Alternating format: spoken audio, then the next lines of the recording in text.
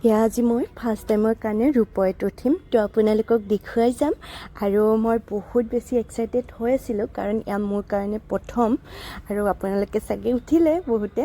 আৰু প্ৰথমতে ইয়াত টিকেট কৰিলোঁ আৰু টিকেট কৰাৰ পিছত আমাক ভালকৈ চেকিং কৰিলে তাৰপিছত আমাক ৰোপৱেত উঠিবৰ কাৰণে অনুমতি দিলে আমি ওপৰৰ পৰা ব্ৰহ্মপুত্ৰখন চাই আছোঁ কিমান যে ধুনীয়া লাগিছে ব্ৰহ্মপুত্ৰখন সঁচাকৈ আমাৰ ব্ৰহ্মপুত্ৰখন বহুত বেছি ধুনীয়া নহয়নে আৰু আমি 20-25 মিনিট টাইম এনেকৈ ব্ৰহ্মপুত্ৰখন ওপৰৰ পৰাই চালোঁ বহুত বেছি ভাল লাগিল চাওকচোন আপোনালোকেও কিমান ধুনীয়া লাগে ওপৰৰ পৰা চাই আৰু আপোনালোকে কোনে কোনে এনেকৈ উঠিছে ক'বচোন বহুত বেছি ভাল লাগে নহয়নে যোনে উঠিছে গম পায় বাৰু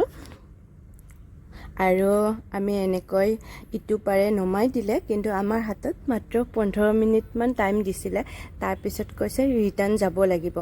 তাতকৈ বেছি থাকিলে আৰু নহ'ব তেনেকৈ ক'লে আমি অকণমান টাইম ফটো ভিডিঅ' উঠিলোঁ কাৰণ যিহেতু বেছি টাইম নাছিল দৌৰাদৌৰিকৈ ফটো উঠিলোঁ ভিডিঅ' কৰিলোঁ আৰু তাতে ৰেষ্টুৰেণ্ট এখনত কিবা অকণমান খালোঁ আৰু সেইবিলাক দেখাই নাথাকিলোঁ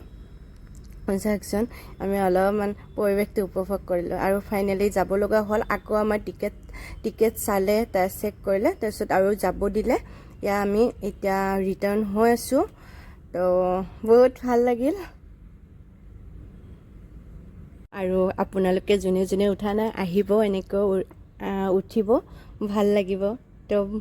আজিলৈ বাই বেছি দীঘলীয়া নকৰোঁ আপোনালোকে আমনি পাব ন আৰু ভিডিঅ'টো যদি ভাল লাগে